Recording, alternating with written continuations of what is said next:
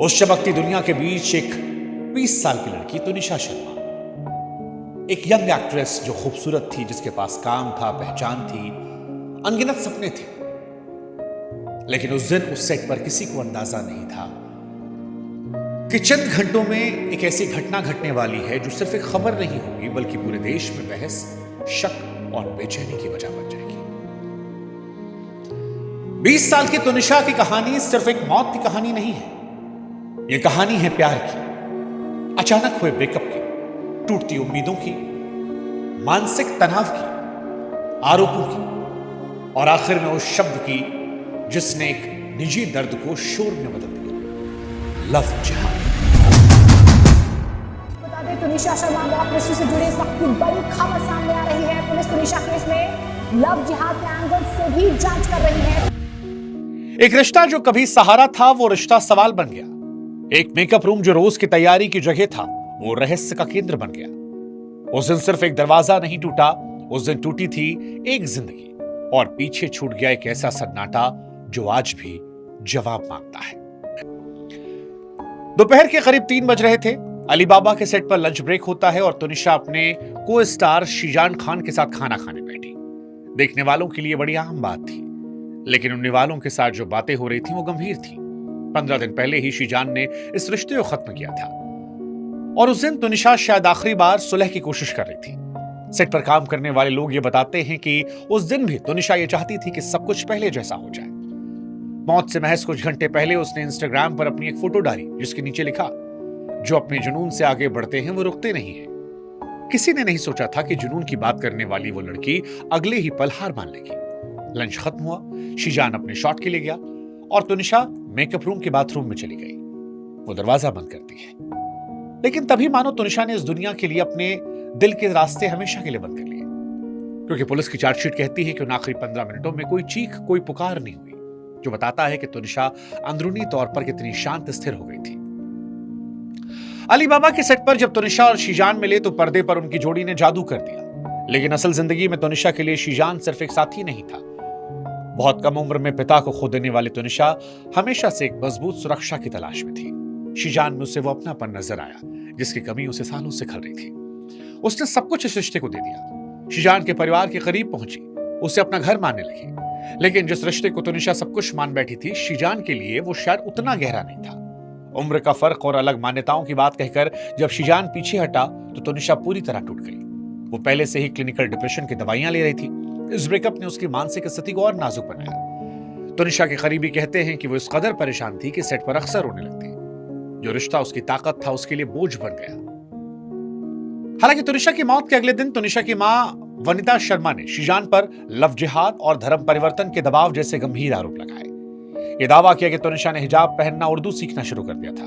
इन आरोपों ने रातों रात पूरे देश का ध्यान इस केस की तरफ खींच लिया और सामाजिक बहस का केंद्र बना दिया।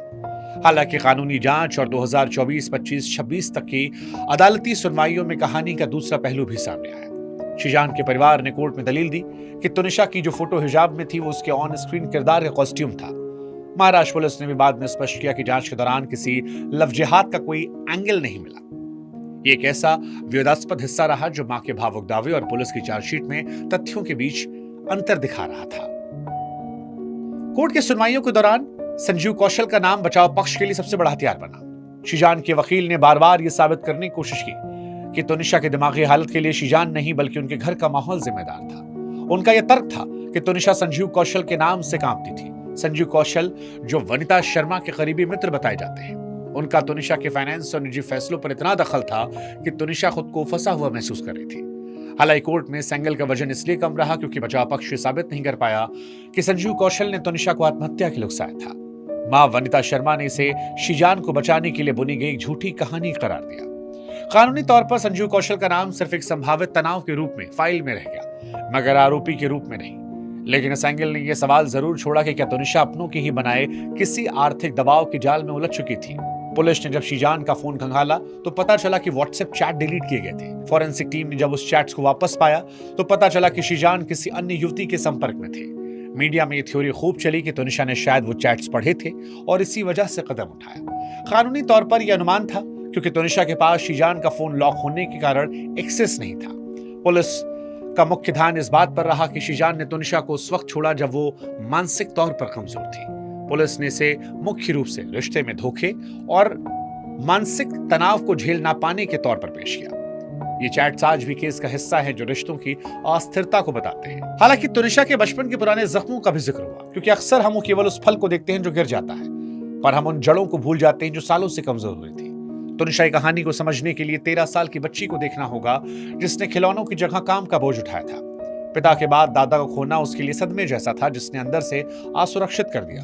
20 साल की उम्र में करोड़ों की कमाई का बोझ, काम का दबाव और बचपन का अधूरापन, इन सब ने मिलकर तुनिशा को एक ऐसे मानसिक अंधेरे में धकेला जहां से बाहर निकालने का कोई रास्ता नहीं था। उन्होंने अपनी खुशियों की आजादी एक ऐसे इंसान को दी जो शायद इस जिम्मेदारी को उठाने के लिए तैयार नहीं था। आज 2026 में ट्रायल जारी है। शीजान अब खुलकर इस पर बात करने लगा है। हाल ही में एक इंटरव्यू में उसने कहा कि मैंने दोस्त खोया, लेकिन उसकी मौत का बोझ मुझ पर डालना नाइंसाफी। रिश्ते बनते टूटते हैं, लेकिन इसका मतलब ये नहीं कि आप किसी गुनहगार बना दें। दूसरी तरफ वनिता शर्मा ने 2025 के अंत में भावुक होकर कहा एक प्रेस कॉन्फ्रेंस में कि शीजान आज कैमरे के सामने मुस्कुरा रहा है, लेकिन मेरी बेटी की मुस्कान उसी मेकअप रूम में हमेशा के लिए खो गई। मैं आखिरी सांस तक लड़ूंगी।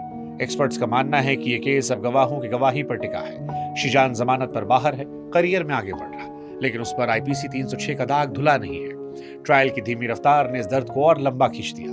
टीवी की दुनिया में शायद सब कुछ बदल गया, शो बंद हो गया, कलाकार बदल गए, लेकिन तुनिशा का परिवार आज भी उसी एक तारीख 24 दिसंबर पर रुका है। तुनिशा शर्मा की दास्तां केवल एक न्यूज नहीं बल्कि एक आईना है हमारे समाज का, मनोरंजन जगत का। चकाचौंध के पीछे छिपा वो चेहरा जहां इंसान हजारों लोगों के बीच होकर भी खुद को अकेला पाता है। 20 साल की उम्र जहां आंखों में सपने होने चाहिए, वहां तुनिशा की आंखों में मौत की खामोशी क्यों छा गई। उस दिन सिर्फ एक दरवाजा नहीं टूटा बल्कि उस भरोसे कत्ल हुआ जो इंसान दूसरे इंसान पर करता है। चकाचौंध भरी इस दुनिया में अक्सर हम भूल जाते हैं कि हर चमकता चेहरा खुश नहीं होता। तुनिशा चली गई, अपने पीछे ढेरों सवाल और कभी न खत्म होने वाला दर्द छोड़ गई। सेट नंबर 2 की वो दीवारें आज भी गवाह है उस आखिरी सांस की, लेकिन सच तो शायद उस मेकअप रूम के बंद दरवाजों के साथ दफन हो गया। आज जब भी कोई नया चेहरा कैमरे के सामने मुस्कुराता है तो तुनिशा की कहानी एक चेतावनी की तरह आती है कि रिश्तों में दी गई खामोश चोटें कभी कभी जान ले लेती है।